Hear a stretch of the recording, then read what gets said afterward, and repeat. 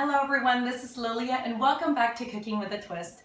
Today I want to show you how to make a heavenly mango mousse cake. This mousse cake has 3 different layers. We start off with a sponge cake that is concentrated with mango nectar, followed by a mango mousse, and lastly topped off with a mango jello. This is definitely one you're sure are going to love.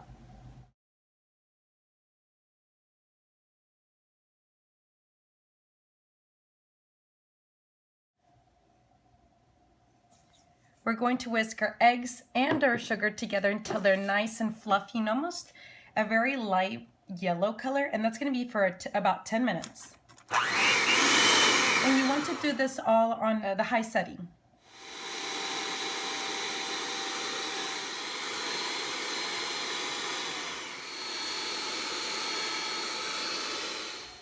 So now we're going to add our vanilla to our mixture and just stir it just a little bit more.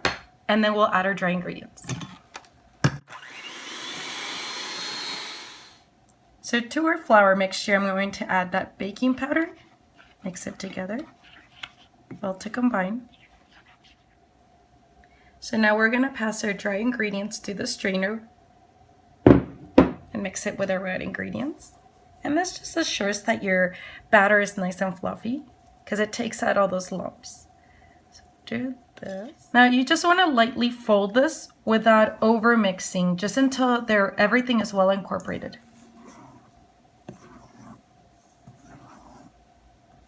And there's no flour clumps. So I've lined my 9-inch pan with some parchment paper, so it makes it a little bit easier for me to transfer it out when I'm adding the nectarine juice.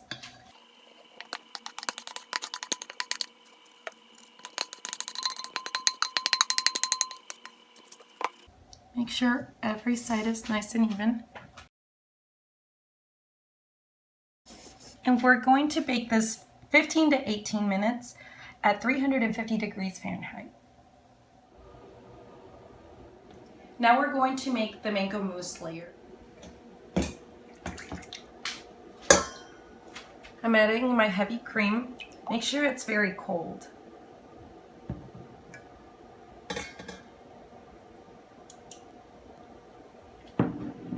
And I'm going to mix in my cream cheese, and I brought my cream cheese to room temperature.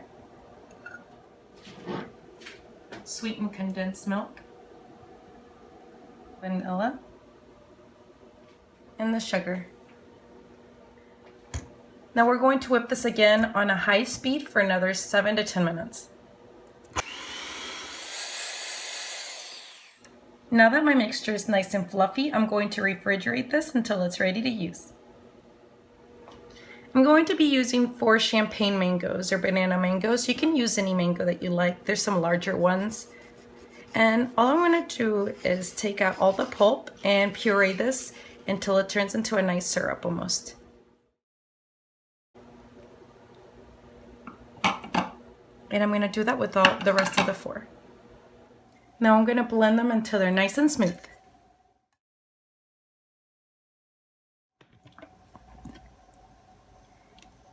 And this is about the consistency that you will get, and we're going to nicely fold that with our whipped cream mixture. I'm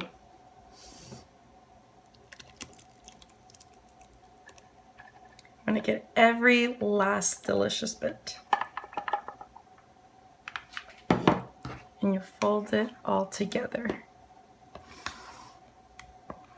until it's well combined. And we're going to refrigerate again, and we'll work on our sponge cake layer. So I've let my sponge cake completely cool off. So now I'm going to poke holes throughout, and I've put my nectar juice in a dispenser bottle just to make it a little bit easier when I'm pouring this. So make sure you get tons of holes throughout your sponge cake because you want every layer to get that juice. And we just do this, and see, this just assures you that every layer is getting enough mango juice.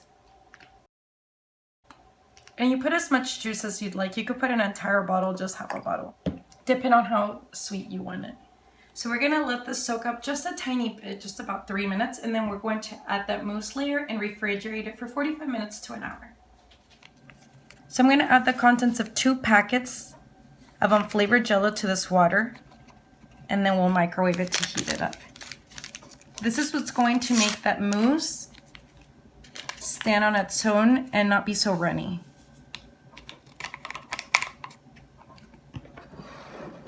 Let's give this a stir so it's well dissolved, and then we'll heat it up. So I've heated my unflavored jello for about 30 seconds in the microwave. I'm going to mix that with that mango mousse. That's what's going to help it set. Give it just a little bit more of a stir. You want to fold it in with the rest. Now I'm going to add the mousse on top of this cake and refrigerate it for 45 minutes to an hour. We're now going to mix the jello. This is the unflavored mango jello with half a cup of boiling water. Stir this until the jello is nice and well melted. Now that the gelatin is well dissolved, I'm going to add that cup of cold water. And the reason I added cold water to the jello is so that it cools off a lot quicker, and then that way I could start working on my cake a lot faster and then let it set overnight. So that looks about good. So now I'm going to decorate my cake with the following fruit. You can use any fruit, I wouldn't say just using a papaya, for example, because it's really soft and then the jello would never set. If you use pineapple, try to use fresh pineapple and then make sure it doesn't have a whole lot of juice.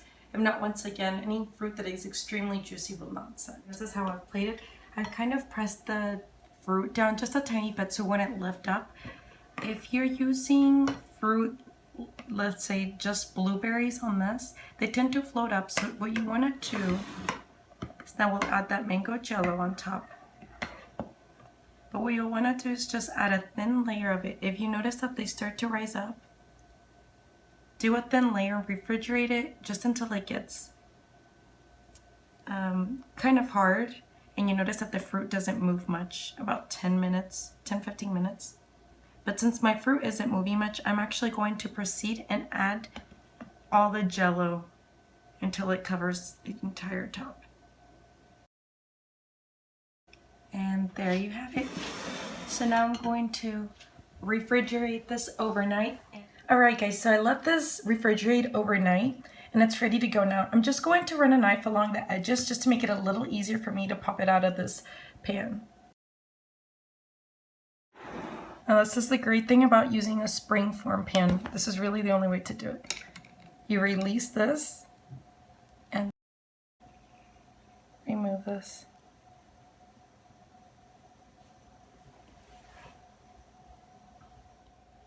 And here you go guys, here's the tasty and beautiful mango mousse cake. I hope you enjoyed this. Please make sure to like, share, and subscribe, and I'll see you in the next video.